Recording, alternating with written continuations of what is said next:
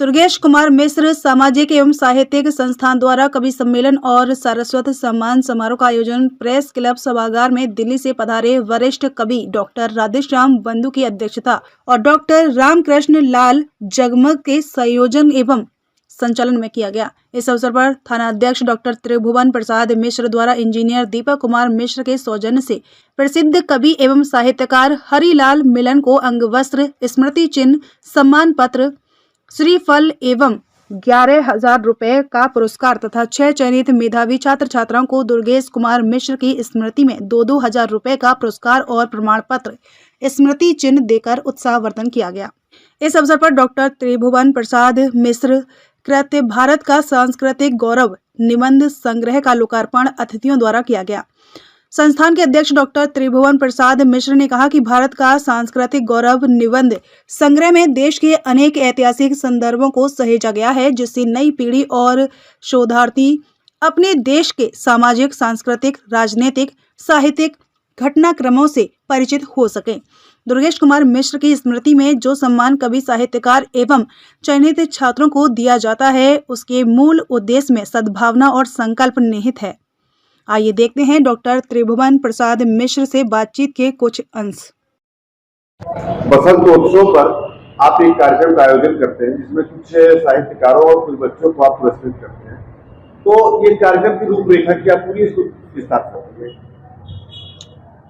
2017 से बसंतोत्सव पर हम एक समाज सेवा का कार्य करते हैं, जिसमें गरीब बच्चों को छात्रवृत्ति देने का काम करते हैं और शहरी क्षेत्र के एडेड स्कूलों के प्रधानाचार्यों से गरीब बच्चों की सूची मंगाई जाती है और जो बच्चे पढ़ने में मेधावी हों और गरीब हों तो उनको सहायता 6 बच्चे प्रतिवर्ष 2,000 रुपए का उनको सहयोग राशि दी जाती है। और इसी तारतम्य में साहित्य के क्षेत्र में विकास के लिए हमने उसी के साथ योजना बनाई है कि जो साहित्यकार कई किताबें उसकी प्रकाशित हुई हों, साहित्य के क्षेत्र में उसकी लेखन प्रक्रिया चल रही हो, उसको एक हमारी चयन समिति है साहित्यकारों की, उन लोगों के द्वारा चयन किया जाता है और उस साहित्यकार को 11,000 रुपए का पुरस्कार दिया जाता है। ऐसे करीब 17 से लेकर के अभी तक ये कार्यक्रम नियमित चल रहा है। इससे काफी हमें प्रेरणा मिली है कि गरीब बच्चों को सहायता हमें करना चाहिए और साहित्यकारों को प्रोत्साहित करना चाहिए। बस्ती के कितने साहित्यकार आपकी जो है इस कैटेगरी में आए अब तक? प्रतिवर्ष एक साहित्यकार है, तो 17 से लेकर के 17, 18, 19, 20, 21, 22, 23, 24 8 साहित्यकार।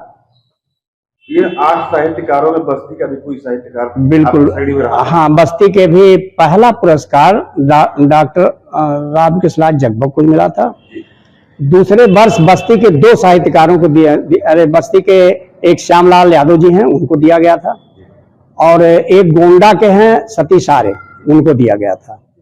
तीसरे साल सिद्धार्थनगर के एक ज्ञानेंद्र द्विवेदी दीपक जी हैं, उनको पुरस्कृत किया गया था। और उसके बाद फिर एक लखनऊ के सुरेश उजाला जी हैं, एक वर्ष उनको पुरस्कृत किया गया था।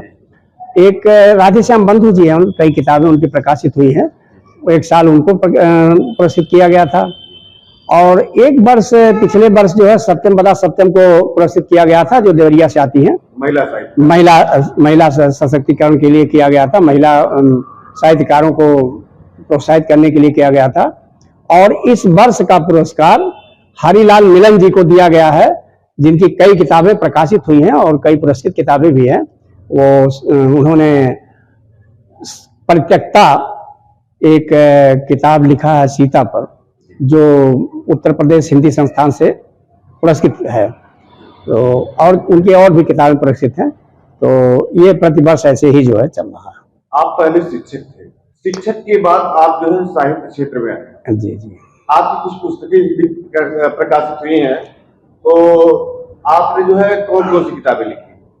हमने पहले विद्यालय में भी पत्रिकाओं का प्रकाशन हम किया करते थे, तो उससे हमें प्रेरणा मिली। बताएं किस विद्यालय में आप अध्यापक? हम गोविंदराव सखरिया इंटर कॉलेज बस्ती में प्रवक्ता थे इतिहास के, और 2014 में हम अवकाश ग्रहण किए हैं। उसके बाद साहित्य के लेखन की रुचि हमारी बढ़ी और हमारी किताब 2020 में प्रकाशित हुई है इंद्रधनुष, जो वैदिक तमाम तथ्यों पर आधारित है। तमाम जो है ऐतिहासिक तथ्यों पर है, वैदिक है, ऐतिहासिक है, जो उसमें आध्यात्मिक तथ्य हैं। इस कुल जो है कुल मिलाकर के करीब 5 विधाओं के लेख उसमें हैं और वो पुस्तक काफी चर्चित है हुई समाज में, और कम से कम 200 पुस्तक जो है समाज के लोगों में जो है वो ली गई है। और उसके बाद फिर दूसरी पुस्तक हमारी इस वर्ष प्रकाशित हुई है, भारत का सांस्कृतिक गौरव। ये उससे ज्यादा मोटी है, ये 230 पृष्ठ की है और इसमें भारत का जो पुरातन गौरव है हम उसको जन सामान्य के बीच में फिर से या स्मरण कराना चाहते हैं कि हमारा जो अखंड भारत कैसे था, हम राम की धरती के हैं। तो इसमें जो धार्मिक प्लेस हैं, कुछ ऐसे स्थान हैं, काशी विश्वनाथ यानी वाराणसी जो पौराणिक नगरी है, भगवान शिव की नगरी है, जो कहते हैं कि विश्व का सब पहला जो है नगर है ये विश्व का वाराणसी, और यहाँ शिव का निवास था। तो उसकी सांस्कृतिक विरासत को हमने जो है पुस्तक में अपने लिखा है। और उसके बाद अमरनाथ की गुफा में जो शिवलिंग है उसका हमने उद्घाटित किया है कि वास्तव में वह चंद्र कलाओं पर वो शिवलिंग की विकास होता है, बढ़ता है, घटता है। चंद्रमा के घटने पर शिवलिंग घटता है और चंद्रमा के बढ़ने पर शिवलिंग बढ़ता है। तो यही वैज्ञानिक रहस्य है जिसको नासा के वैज्ञानिक खोज रहे हैं, उस पर आविष्कार कर रहे हैं। और राम सेतु पर जो है हमने खोज की है। राम सेतु वास्तव में बहुत विवाद का विषय रहा है।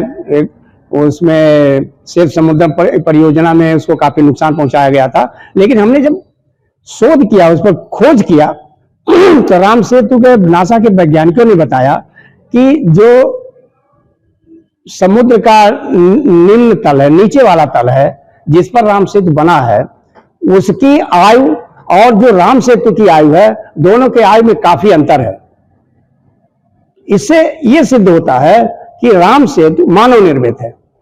वह जो है मानव निर्मित है, फिर और कौन बना सकता है? राम के अलावा और कहीं कोई दृष्टांत नहीं मिलता कि जो राम सेतु को बनाया हो। इसलिए हम इसको मानते हैं कि वो मानव निर्मित है और राम सेतु की जो है हमारे आस्था की चीज है, उसको संरक्षित किया जाना चाहिए, उसको कोई नुकसान नहीं पहुंचाया जाना चाहिए।